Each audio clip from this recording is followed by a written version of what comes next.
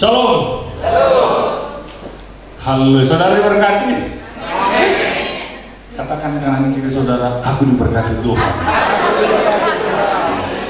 Berikan dulu senyum dengan yang luar biasa. Ya, salam kanan kiri saudara. 5 orang, satu orang menalam 5 orang. Katakan Yesus baik dan selamat ulang tahun GKKI PLN.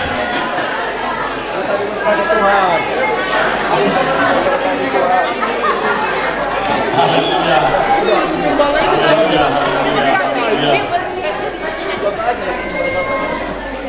Haleluya.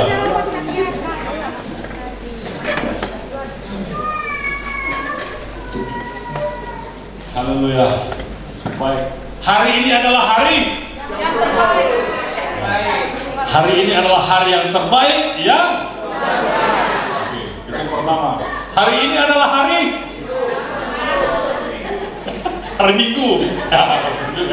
Yang kedua, yang ketiga, hari ini adalah hari ulang tahun GKKI PLN. Tepuk tangan dulu.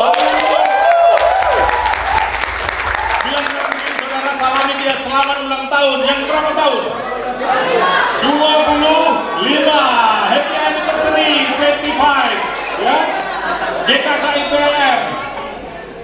Haleluya. Jadi bagi yang nggak tahu supaya tahu ya, bahwa hari ini kita merayakan Gereja Kristen Kudus Indonesia Promised Land Ministry yang ke-25 tahun. Kalau orang selalu bilang ini tahun apa ini? Tahun perak atau perak? Pokoknya sama-sama mengerti lah kita ya kan. Tahun perak ya, 25 tahun perak. Kalau 50? Masih ya? Oke. Masih ada 25 tahun lagi. Jadi Bapak Ibu yang nggak tahu, hari ini itu selain hari Minggu, selain hari yang terbaik yang Tuhan berikan, selain hari ini adalah harinya Tuhan, ini hari anniversary kita. GKKI Promised Land Ministry yang ke-25 tahun. Ya, baik Bapak Ibu, sebelum saya terlalu semangat, saya lupa nanti memperkenalkan tim kami dari Tanjung Pinang. Silakan bangkit dulu nih. Dari Tanjung Pinang. Merah semua ini Bapak Ibu ya. Ini bukan baju partai ini. Ya, ini kemudian kami dari Tanjung Pinang. Silakan duduk. Ya, terima kasih buat ibu-ibu dari Tanjung Pinang, Ibu Ramos, Ibu Gilbert. Itu Ibu Gilbert, ada Ibu Nada, Ibu Chelsea, dan satu lagi belum Ibu.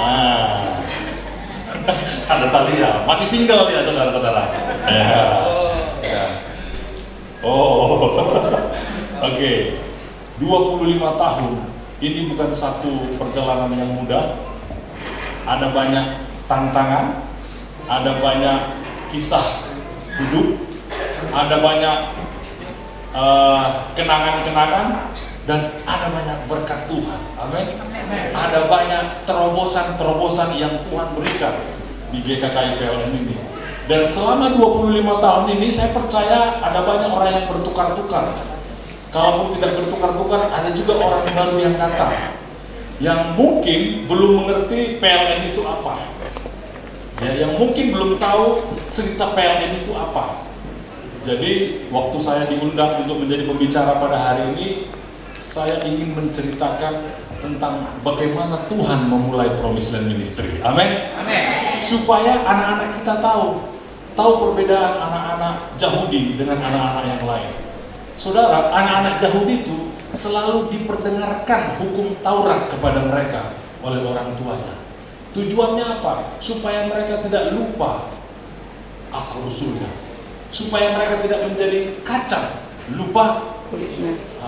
Supaya mereka apa? Supaya diberkati. Orang tua mereka mengajarkan, ajarkanlah ini kepada anak-anakmu. Itulah perbedaan antara anak-anak Yahudi dengan orang-orang lain. Dari sejak dini mereka diajarkan tentang hukum Taurat Tuhan. Mereka diajarkan tentang sejarah bagaimana mereka menjadi satu bangsa dari 12 suku, menjadi satu bangsa yang dikasihi Tuhan, menjadi satu bangsa yang sangat berpengaruh di dunia, menjadi satu bangsa yang kalau dia diberkati, kita diberkati, menjadi satu bangsa kalau dia dikutuk, kita dikutuk. Kan begitu kan? Diberkatilah orang yang memberkati Israel, terkutuklah orang yang mengutuk Israel. Amin saudara. Jadi saya ingin supaya filosofi Promised Land Ministry ini boleh kita terangkan, boleh kita ceritakan kepada anak-anak kita. Nanti ditanya anak-anak kita, apa itu Promised Land? Nggak tahu dia. Apa itu sejarahnya? Nggak tahu dia. Padahal ada banyak pekerjaan Tuhan yang terjadi dalam Promised Land. Amin. Ini yang menjadi satu dasar kenapa saya ingin membagikan ini, supaya kita bisa menerangkan sama anak-anak kita bagaimana saudara yang tidak apa-apanya tetap menjadi tidak apa-apa. Memang salah kalau saya mengatakan bagaimana saudara menjadi dari seorang tidak ada apa-apanya menjadi apa-apanya. Benar kan? Saudara menjadi sombong.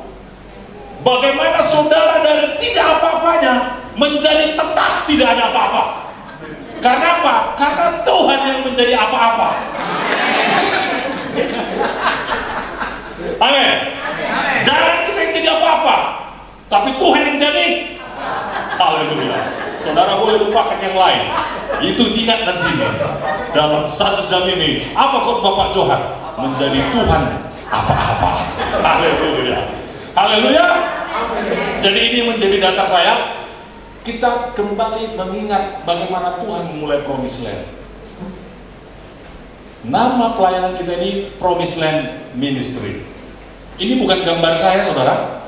Terlalu ganteng atau terlalu jelek, terserah. Kita mulai, start. Oke? Jadi saya ingin menerangkan dalam 4 bagian pada hari ini. Yang pertama, sejarah, bagaimana Tuhan memulai Promised Land. Yang kedua, visi dan misinya. Apa visi dan misi Promised Land ini? Yang ketiga, value atau nilai atau karakteristik, atau kalau orang bilang konstitusi kita, atau apa bilang lifestyle kita, gaya hidup kita. Orang waktu mereka melihat kita berjalan, mereka tahu Promised Land. Walaupun tidak ada tulisan Promised Land di dalam kepala kita, dalam baju kita, mereka bilang, oh itu orang Promised Land. Hanya dilihatin aja. Belum lagi saudara bicara. Tapi ketika saudara bicara, dia tahu ini muridnya Pak Johannes, ini muridnya Pak Johan, ya kan? Ini muridnya Pak Supri. Hanya karena ngomong. Itu lifestyle, nilai hidup, gaya hidup. Yang keempat, fondasi. Apa fondasi kita? Oke? Are you ready? Oke. Pasang safety belt. Kita mau terbang. Sejarahnya sedikit. Baik. Di tahun 1998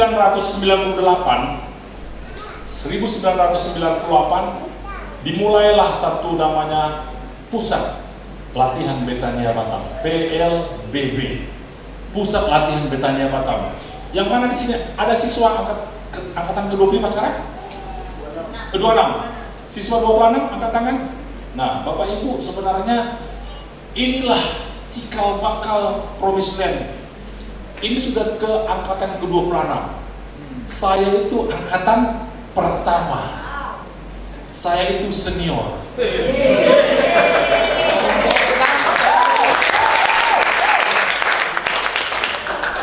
Ada dulu hukum kami.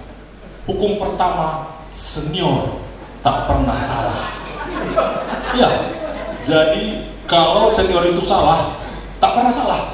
Pokoknya dia senior. Itu hukum yang pertama. Hukum kedua, kembali ke hukum pertama, bahwa senior tak pernah salah.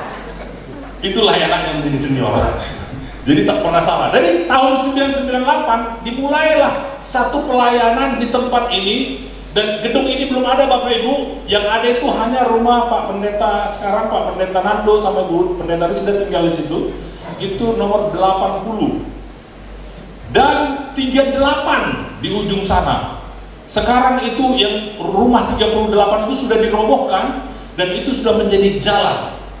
Dirubah dia menjadi jalan. Jadi dulu yang 80 tempat Pak Nando tinggal itu asrama cewek, perempuan. Dan yang 38 itu asrama laki-laki. Kami lah itu. Kami tinggal di sana. Jadi pada tahun 98 sebelum kami pindah di sini, itu dulu kami dari Rosedale, dari Windsor. Dan yang memiliki visi ini adalah Dr. Tan Kok Beng. Jangan pernah lupakan itu. Kalau kau jumpa setan, bilang aja nama Dr. Tan Kok Beng 3 kali. nggak takut setannya. Tapi waktu saudara bilang nama Yesus, takut setannya. Dokter apa? Dokter Tan Kok Beng. Dialah yang memulai pelayanan ini.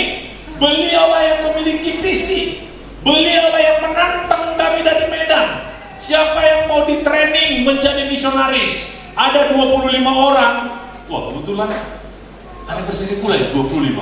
Jangan ada pasang nomor, oke? Itu bukan satu kebetulan. Kan begitu kan? Ada orang yang kecelakaan, yang ditanya nomor platnya, bukan dibantu.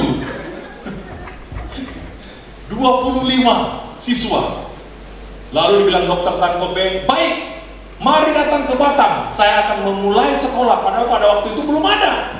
Dia masih hanya ngomong iman, hanya ngomong faith. Dan salah satu orang bodoh yang ke-25 itu adalah saya.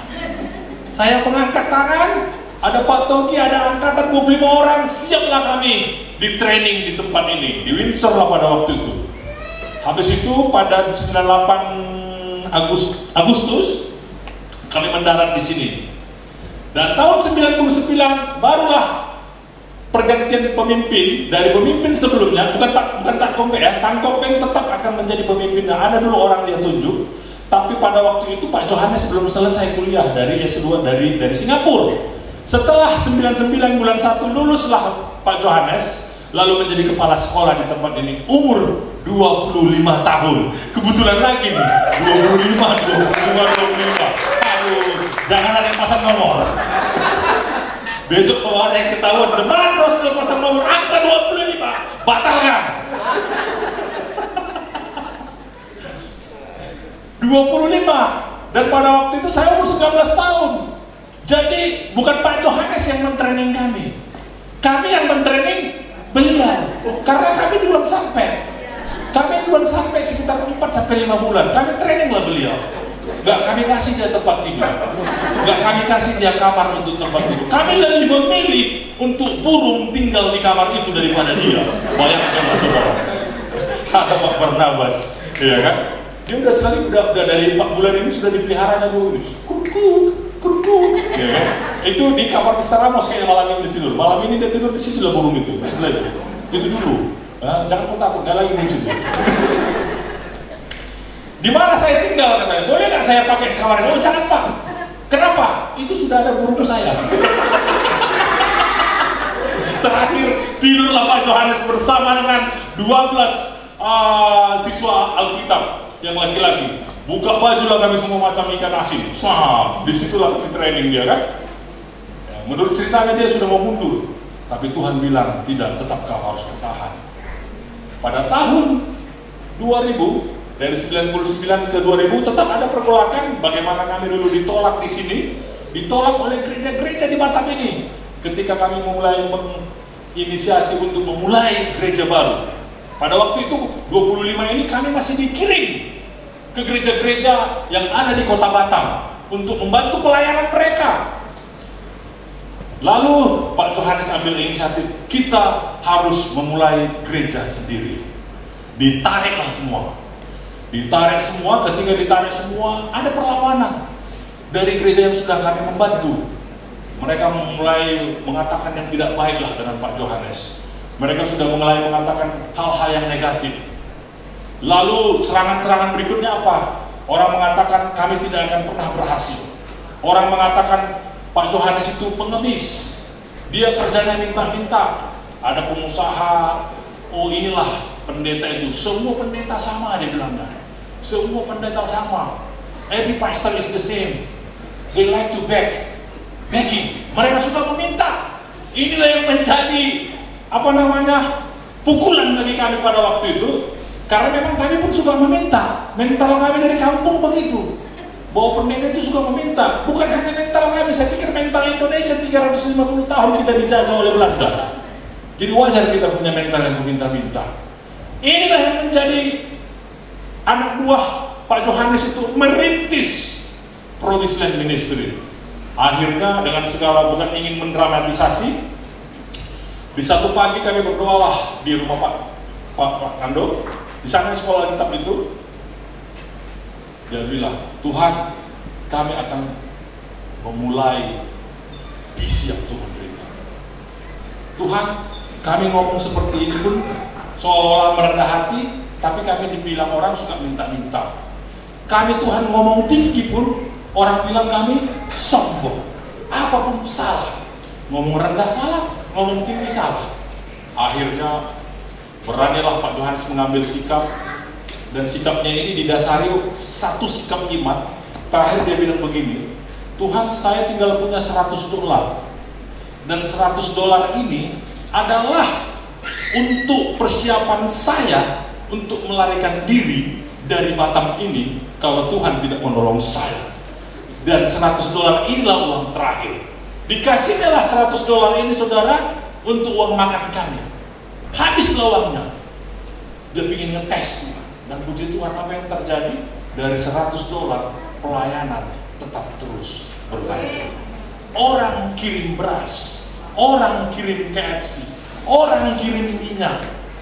Dan bisa saya katakan kepada saudara bahwa selama kami memulai pelayanan di tempat ini, tidak pernah kami puasa karena kami kelaparan. Tidak pernah kami puasa karena kami tidak punya. Hanya pernah sekali saja. Dan ceritanya itu yang dibesar-besarkan. Artinya kalaupun pernah bukan tidak ada makan, hanya pernah kami makan 5 Indomie untuk 25 orang. Itu aja. Itu pun hanya makan siang aja. Karena makan sore saudara yang kirim beras. Tapi kita bisa besarkan supaya saudara beriman kepada Tuhan. Itu intinya. Amin. Akhirnya kami mulailah pelayan di tempat ini. Mulailah 25 orang ini semangat. Apa yang membuat kami semangat? Ini kita buka Bilangan 13.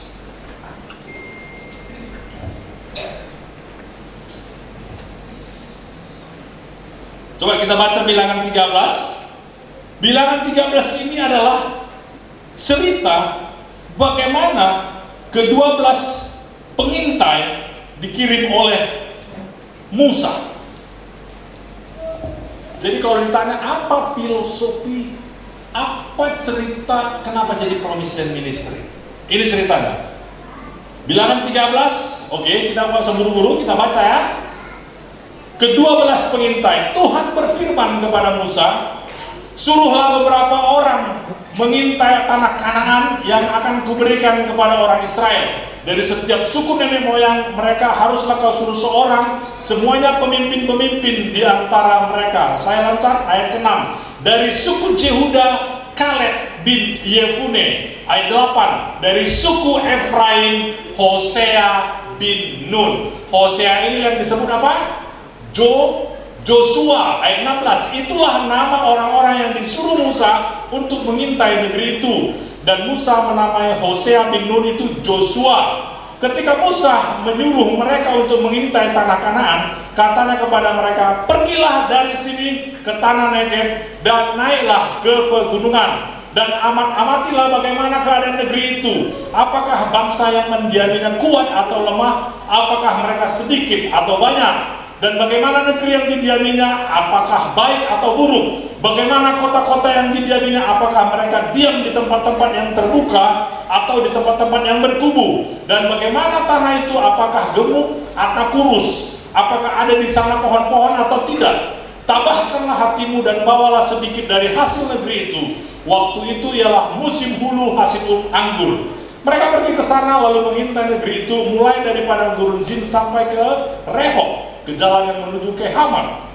Mereka berjalan melalui tanah Negeb. Kita lompat 26. Dan langsung datang kepada Musa, Harun dan segenap umat Israel di Kades di padang gurun Paran. Mereka membawa pulang kabar kepada keduanya dan kepada segenap umat itu, dan memperlihatkan kepada sekaliannya hasil negeri itu. Mereka menceritakan kepadanya, kami sudah masuk ke negeri kemana kau suruh kami, dan memang negeri itu berlimpah-limpah susu dan madunya, dan inilah hasilnya. Hanya bangsa yang diam di negeri itu kuat-kuat, dan kota-kotanya berkubu dan sangat besar.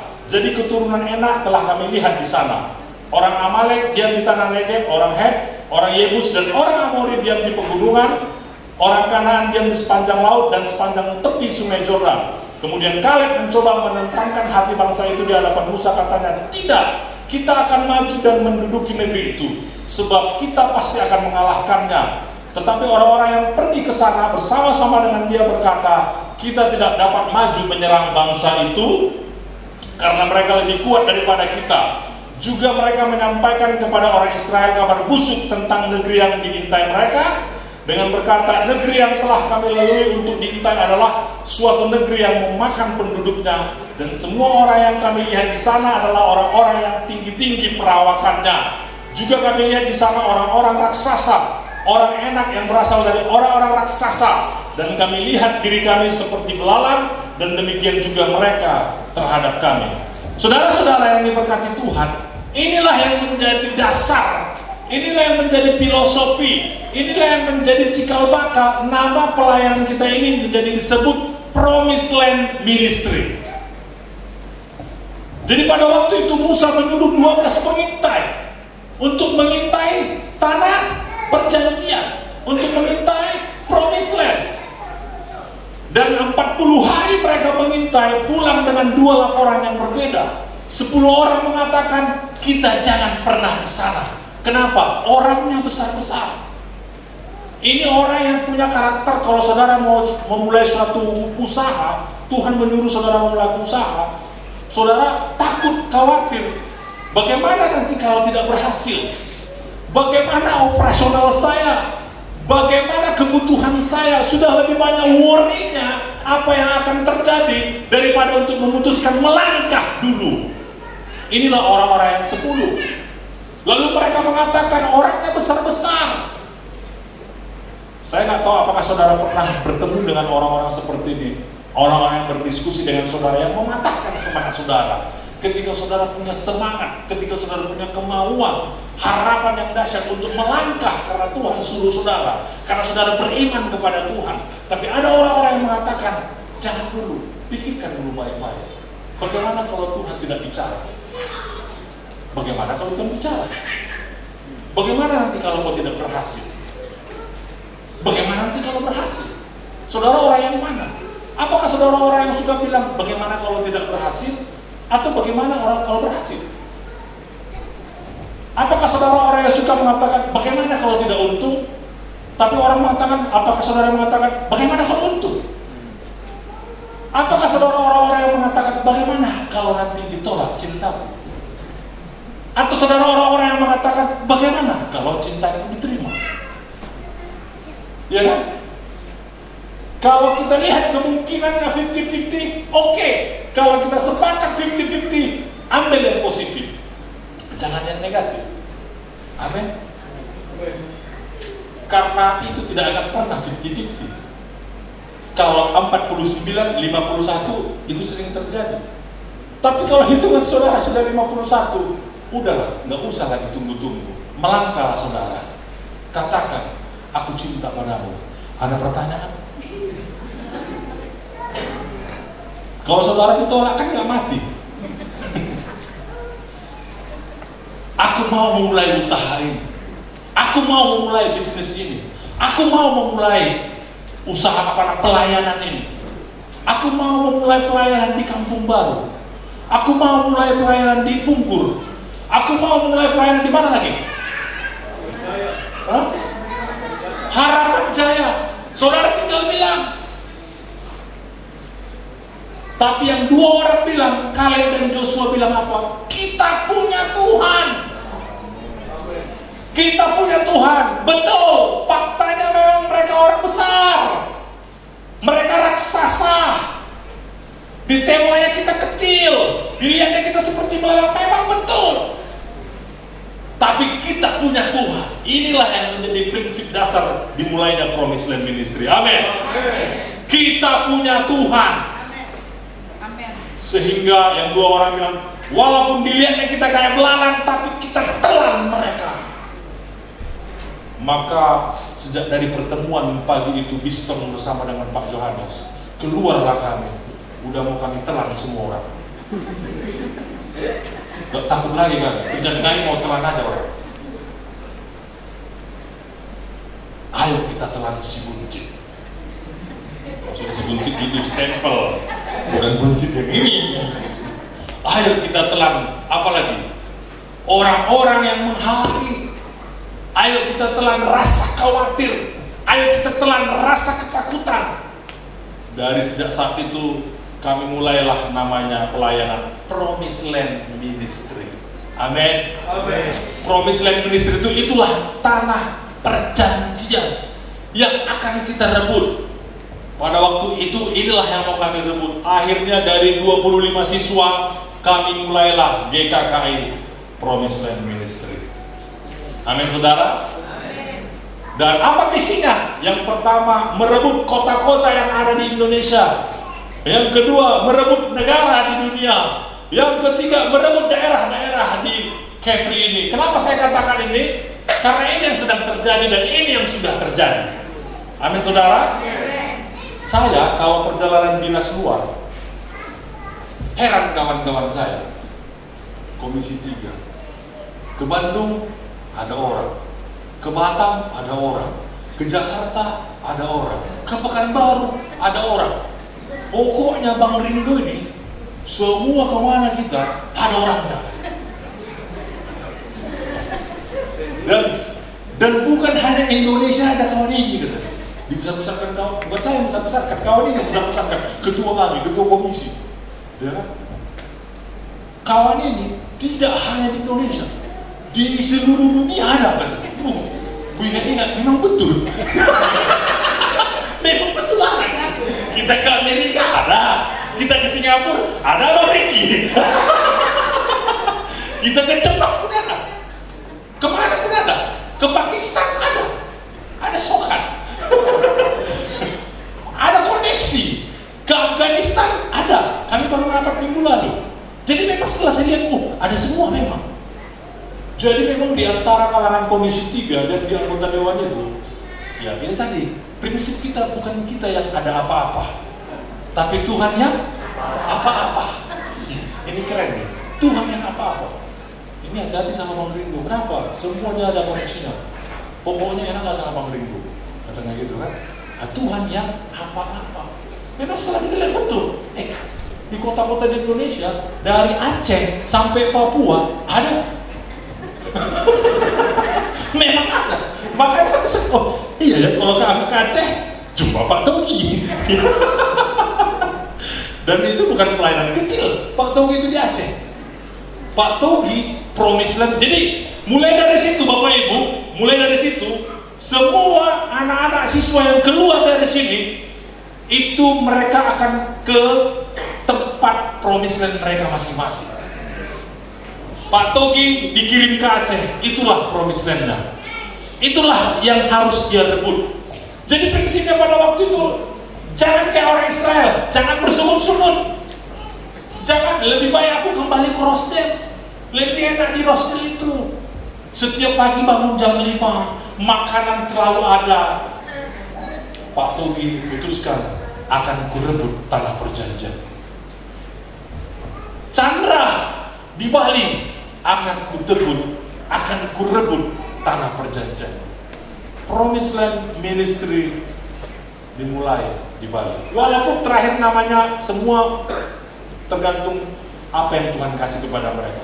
Tapi waktu kami diutus dari sini, direbutlah semua kota-kota, daerah-daerah, dan semua puji Tuhan berhasil. Amin. Ada Bapak Geni di sini.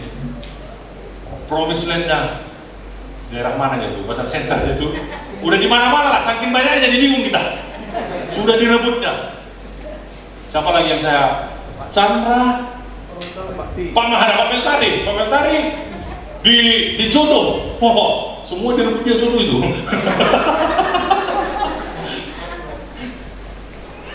Saya rebut Tanjung Pinang. Amin. Dengan prinsip yang sama. Kita nanti masuk prinsipnya. Itu tadi mau saya katakan. Di kota-kota kita sudah buat Promised Land. Di negara-negara di sini dari yang tidak ada GKKI sekarang sudah ada 21.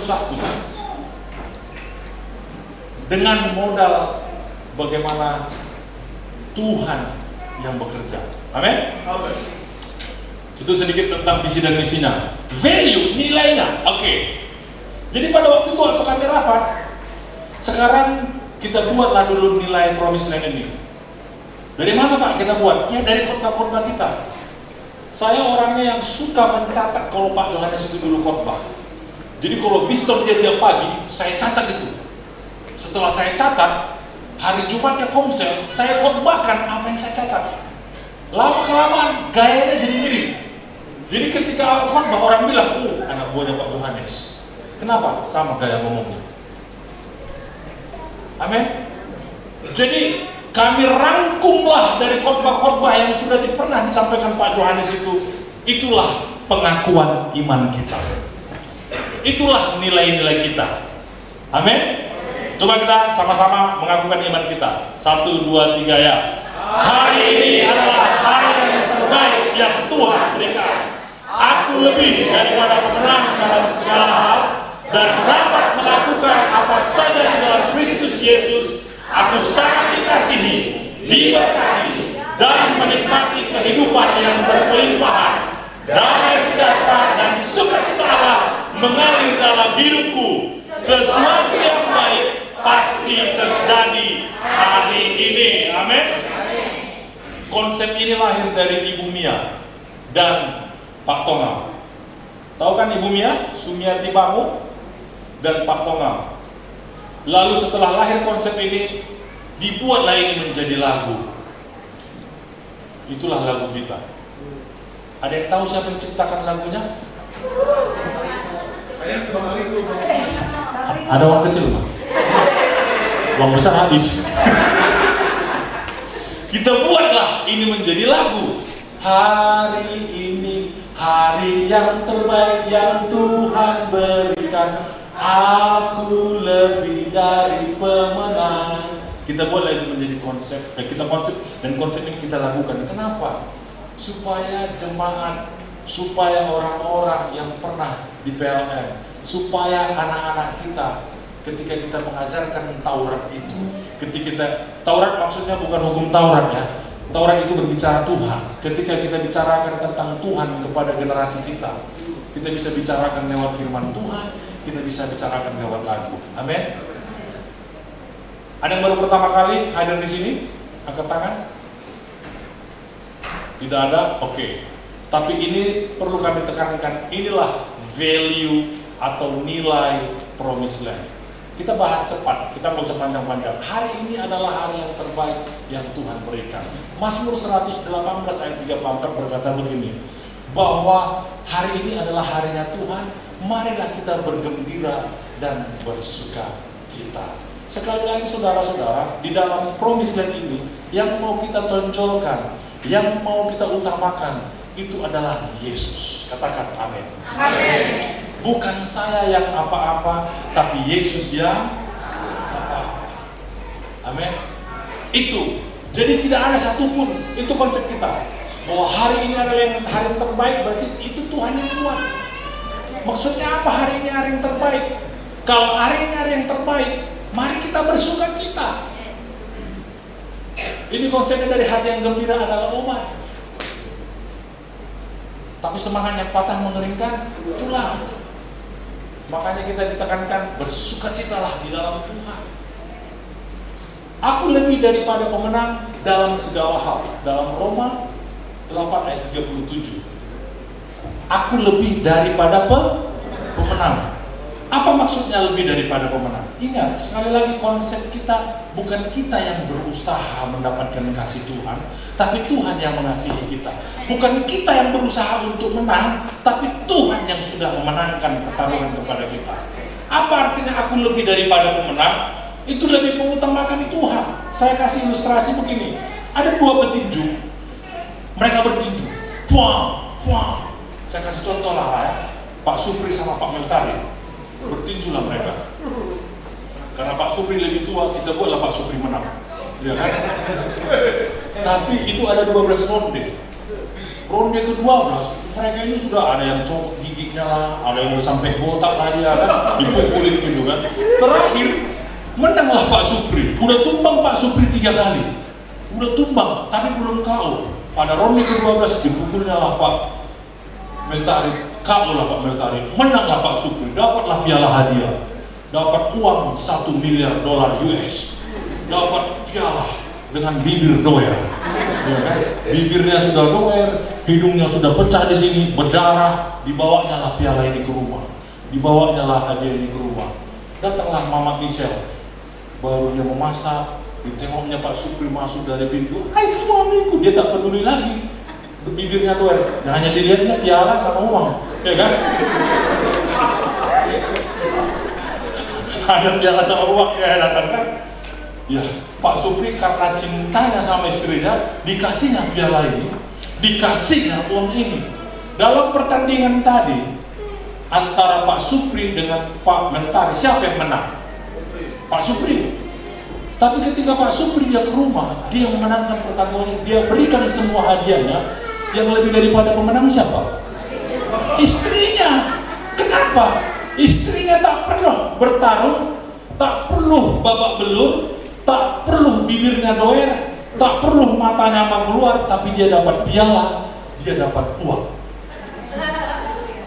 Itulah kita, lebih daripada pemenang. Kenapa? Saudara tak perlu melakukan pertarungan. Yesus yang melakukan pertarungan di kayu salib. Dia sampai doer, dia sampai dicambuk, dia sampai ditikam, sampai mati, dan membawa piala itu dan diberikannya kepada saudara. Amin. Itu yang membuat saudara lebih daripada pemenang. Kenapa? Karena saudara tak perlu bertempur, tapi saudara mendapatkan hadiah.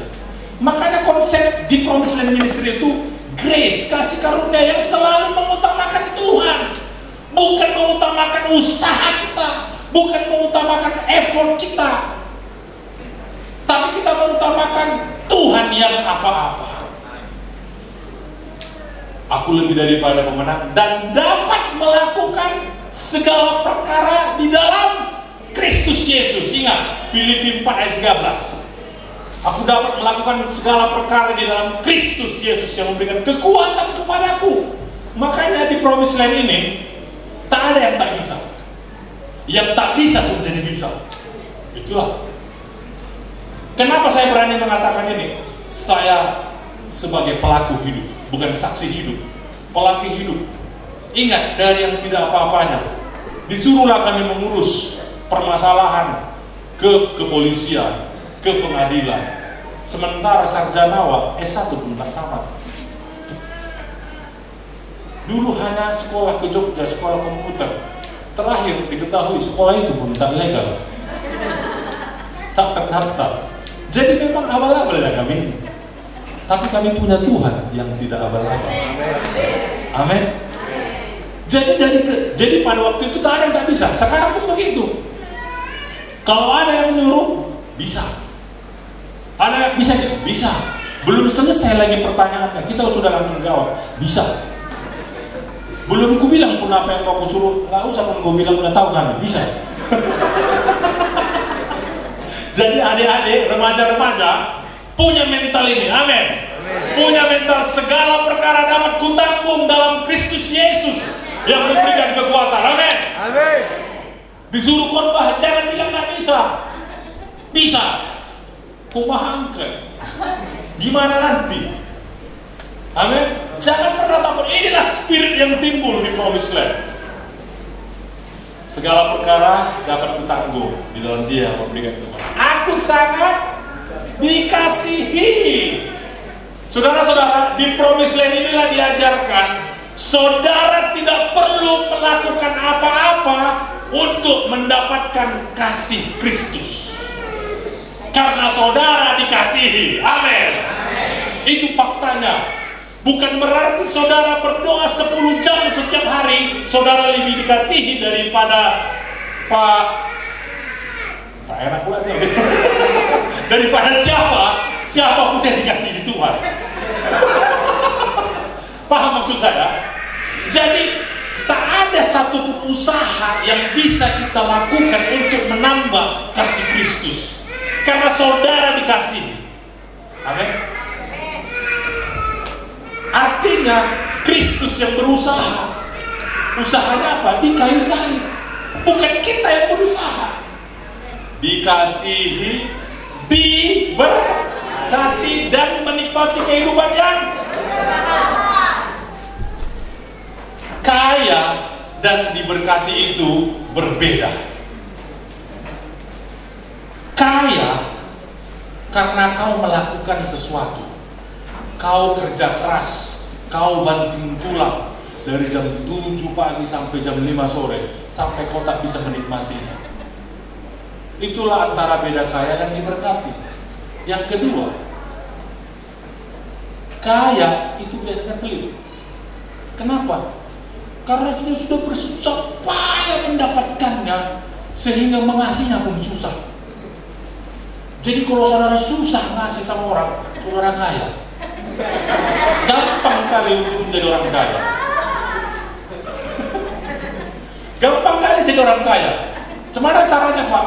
Pelit aja kau, udah jadi kaya kau. Tapi kalau orang yang diberkati, dia tahu ini bukan hasil usahanya, ini berkat Tuhan. Makanya dia suka memberi. Yang suka memberi katakan amin. Amin. Saudara kamu mau jadi diberkati? Amin. Caranya apa? Suka memberi. Abang Ricky, dia tidak kaya, tapi dia diberkati. Amin. He is not rich, but he is blessed. Kenapa? Dia suka memberi. Jangan biarkan dia saja yang diberkati. Saudara mau? Saya siap ditraktir hari ini. Sebelum saya ditembak masuk berita. Gampang. Syarat untuk diberkati, traktir orang. Amin. Mau jadi kaya atau mau jadi diberkati? Kalau mau jadi kaya, pelitlah kau. Udah kaya kau. Tapi kalau mau diberkati, traktir orang. Kami gaya hidup kami diberkati. Kenapa? Suka memberi. Sampai anak kami tahu. Saya nggak usah sebutkan karena ada 3 anak saya di sini. Takutnya nanti habis khotbah saya disidang sama orang itu. Saya nggak usah sebut namanya. Pernahlah saya kasih salah satu anak saya. Gampang ngasih uang. Tak. Habis itu adalah karyawan dan staf kami ini ulang tahun. Dia ulang tahun tanpa koordinasi sama saya sama istri saya. Dia ambil uangnya 100.000 dari dompetnya langsung dikasihnya di depan mata kami. Gak bisa lagi dia ngomong. Gudang neng.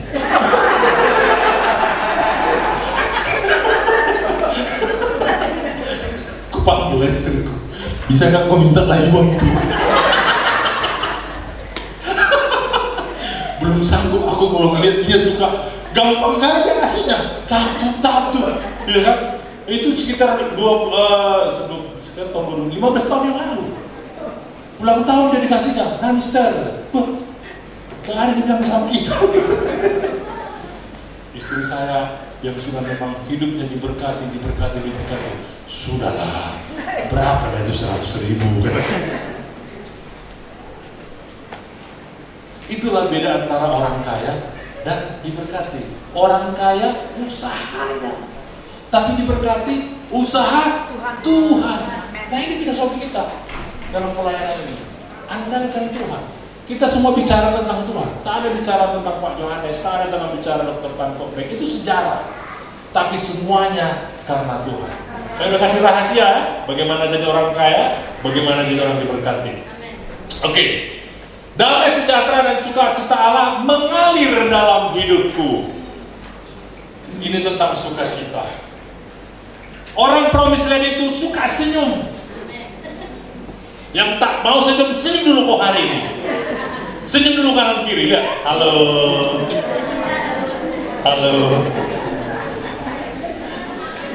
Tahu nggak? Ada cerita senyum yang menyelamatkan saya. Udah pernah tahu ceritanya, tapi nggak apa-apa. Pada tahun 2004 saya ke Pakistan bersama dengan ada siswa sekolah di Singapura namanya Rafi Sangkar. Kami ke Pakistan untuk pelayanan 2 bulan, FET, Field Entry Training.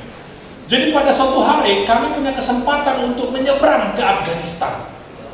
Jadi dibawa anggota Dewan Pakistan lah kami dengan mobil hardtopnya, senjata di sana, di sana pernah saya pegang senjata itu kan, AK-4 itu kan. Lalu dibawanya lah kami menyeberang ke Afghanistan. Dalam perjalanannya kami lihat lah memang gua memang cocok lah di persembunyian Al-Qaeda. Itu kalau bunuh mau ditembak lagi dari atas cemana lagi kira-kira gitu kan. Sampailah kami di perbatasan Pakistan dan Afghanistan. Lalu saya nyebrang ke Afghanistan. Dan pada waktu itu saya lupa saya bawa paspor. Saya bilang sama teman saya ini, gimana bisanya kita nyebrang? Bisa. Nanti kalau ditangkap bilang saja saya anggota dewan. Kata kawan saya ini. Makanya kawan-kawan jangan pernah kalau ada jemaatmu ada pendeta yang anggota dewan jangan andalkan dia. Ada ceritanya tuh.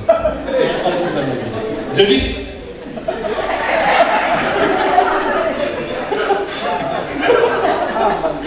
menyeberanglah saya dengan harapan ada anggota dewan. Terkutuk yang mengandalkan manusia. Amin. Tapi berkati orang yang mengandalkan Tuhan.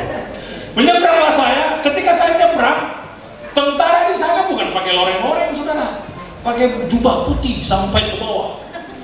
Yang membedakan kita tahu dia tentara, dia pakai senjata. Dipanggilnya lah saya karena menyeberang. Hey you, katanya gitu kan. Wah, sudah langsung keringat dingin saya. Keringat dingin kenapa? Saya paspor tak bawa dan saya tahu bahwa saya bukan orang Afghanistan. Dan saya tahu bahwa saya bukan orang Pakistan. Dia pun tahu itu. Kenapa? Orang Afghanistan itu saudara, macam orang Arab. Baik laki-lakinya, kulitnya putih. Sementara putih di antara orang Afrika. Ya kan? Hidungnya, mancung kayak bintang film. Dia mancung keluar. Sementara mancung ke dalam. Pesek. Jangan bilang pesek, bilang aja mancung, tapi mancung ke dalam. Nah, ini kan dua hal yang berbeda nih. Mengatakan hal yang sama. Jadi dipanggillah saya bahwa dia tahu saya bukan orang itu. Panggil saya langsung koneksi ke surga. Harus aku itu. Apa yang harus kubuat? Langsung dalam hati yang gembira adalah obat. Maksudnya apa? Senyum aja kau. Itu suara itu. You just smile. Hey you, katanya kan. Makin marah dia. Macam mana tuh? Makin marah dia. Tetap senyum. Saya melangkah 3 langkah. Gitu lah kan. Langsung dibilangnya, where do you come from? Dari mana kau? Tidak dibilangnya agama apa kau. Dibilangnya dari mana asalmu. Aku tak berbohong kan. Bukan aku bilang aku Islam. Aku bilang I come from Indonesia. Hanya aku bilang I come from Indonesia. Cipika-cipiki dia. Welcome brother. Bahaya ini. Selamat datang brother katanya. Karena dikiranya Indonesia itu semuanya saya selamat karena senyuman. Amin. Smile. Jadi nggak salah smile. Tapi jangan nggak ada orang saudara smile. Nggak ada orang saudara smile itu. Ya. Oke, terakhir. Sesuatu yang baik pasti terjadi hari ini. Ini apa? Ini bicara tentang apa? Iman. Sesuatu yang baik pasti terjadi hari ini. Kakek kita, our grandfather, Dr. Tan Kok Peng, Bapak Iman, orang yang beriman. Kita tak pernah tahu dia itu ada uangnya atau lagi ada uangnya. Kita nggak pernah tahu dia itu lagi susah atau tidak susah. Karena susah pun senyumnya sama, senang pun senyumnya sama. Dr. Tan Kok Peng ini bajunya nggak banyak, paling 3 aja, itu aja nanti dipakai. Simple, simplicity, hidup kesederhanaan. Tapi ketika bicara iman, dia orang yang tepat. Iman adalah orang yang tak perlu tahu secara keseluruhannya, tapi dia berani mengambil satu langkah. Amin. Karena 1000 langkah dimulai dengan satu langkah. Jangan terlalu banyak perhitungan. Saudara tak perlu tahu semua di dunia sana. Saudara tak perlu tahu apa yang akan terjadi nanti. Saudara melangkah saja dulu. Hari ini hari yang terbaik yang Tuhan Sesuatu yang baik pasti terjadi hari ini. Ini bicara iman. Makanya saudara, PLN itu orang-orang yang beriman. Inilah yang menjadi value kita. Nah, pondasi kita. Saya tadi sudah selalu katakan, pondasi kita itu Yesus Kristus. Amin. Konstitusi kita itu Yesus Kristus. Yang kedua, worship, hubungan, relationship. Yang ketiga, firman Tuhan. Jadi makanya di Promised Land ini tidak ada orang yang pernah berbicara usahaku, karena aku, oh itu karena kehebatanku. Kalau nggak ada aku nggak akan jalan pelayanan ini. Oh, kalau saudara punya mindset begitu, ini bukan tempat. Amin. Promised Land bukan tempat hitung-hitungan. Oh, lebih banyak yang ku kerjain daripada yang kau kerjain. Oh, kau lebih banyak di panggung itu, aku lebih sering cuci piring. Kau lebih banyak main gitar, aku lebih sering susu kursi. Amin. Jadi saya teringat mama saya pernah dulu. Mama saya kan suka lagu sucikan dan kuduskan hati ini. Kalau mama saya kan susi. Jadi saudara tidak perlu hitung-hitungan, dan saudara tidak perlu melakukan usaha-usaha yang kelihatannya rohani untuk menambah kasih Tuhan kepada saudara. Amin. Kasih Tuhan tidak tergantung dengan apa yang saudara kerjakan. Kasih Tuhan itu tergantung Dia, dan kita semua layak dikasih itu. Amin saudara. Itulah pribadi Yesus Kristus, hubungan, relationship yang kita tekankan, dan juga firman Tuhan. Saya bukan mau bangga-banggakan pemuridan kami dari Tanjung Pinang, tapi puji Tuhan mereka sudah selesai membaca Alkitab. Iya ya? Ya, amin. Tepuk tangan dulu untuk Tuhan. Jadi sekarang kami lagi memulai gelombang kedua di daerah lain dari Senggarang. Ada sekitar 8 orang juga yang akan memulai ini. Mereka sudah mulai baca dari Kejadian. Kami baru mulai minggu lalu. Jadi mungkin nanti tim yang akan datang ke Batam akan berganti atau bertambah. Kalau berganti nanti tak enak pula. Bertambah. Jadi saudara-saudara, mari fokus kepada Kristus, bicarakan tentang Yesus, bukan bicara kehebatan kita, bukan bicara kekurangan kita, tapi bicara tentang Yesus. It's all about Him. Ini semua tentang Yesus. Tidak ada tentang kita, tidak ada tentang Dia, semua tentang Yesus. Dan hubungan intim dengan Kristus dalam penyembahan kita, dan firman Tuhan menambah pengetahuan kita untuk mengalami tentang Tuhan. Mari kita berdoa.